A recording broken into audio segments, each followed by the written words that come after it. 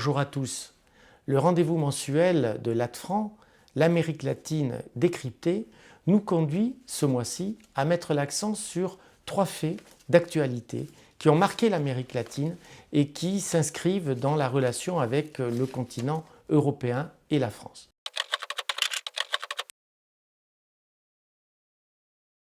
Tout d'abord, et toujours d'actualité, cette lutte sanitaire, cette lutte contre la Covid-19 qui marque un continent qui est déjà touché avec 24 millions de cas de contamination et malheureusement plus de 893 000 décès. Le Brésil est le pays qui est aujourd'hui le plus touché sur le continent latino-américain par l'épidémie de la Covid-19. Avec le Brésil, ce sont évidemment des pays d'Amérique du Sud, l'Argentine, le Chili, qui sont là aussi entraînés par cette épidémie, mais également à travers les pays andins, l'Amérique centrale et bien évidemment le Mexique. En Europe, cette situation a des conséquences, puisque la France a décidé de contrôler plus fortement les arrivées des passagers, notamment du Brésil, de l'Argentine et du Chili. Le deuxième fait d'actualité est un fait électoral.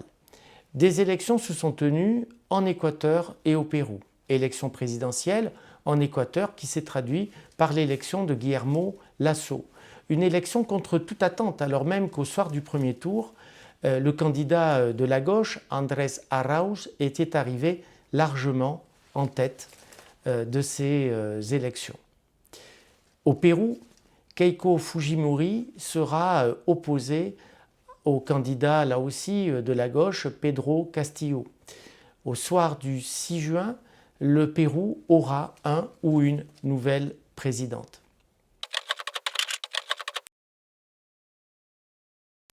Le troisième point est une question environnementale.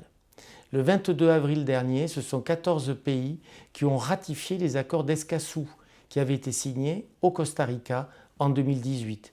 Ils visent principalement à renforcer les droits des défenseurs de l'environnement. L'environnement est une réalité placée dans le cœur de l'Amérique latine, bien évidemment avec la question amazonienne, mais bien au-delà, et en Amérique centrale notamment, où se trouve la dernière forêt humide de l'Amérique centrale et avec elle au Mexique.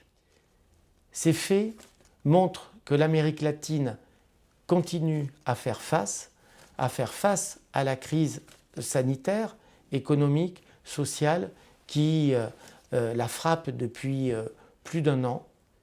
Mais l'Amérique latine se projette dans l'avenir. Nous le voyons avec la ratification des accords d'Escazú sur les problématiques environnementales et à travers cette problématique-là, c'est déjà la recherche des voies du nouveau développement qu'il faut imaginer dans cette sortie de crise.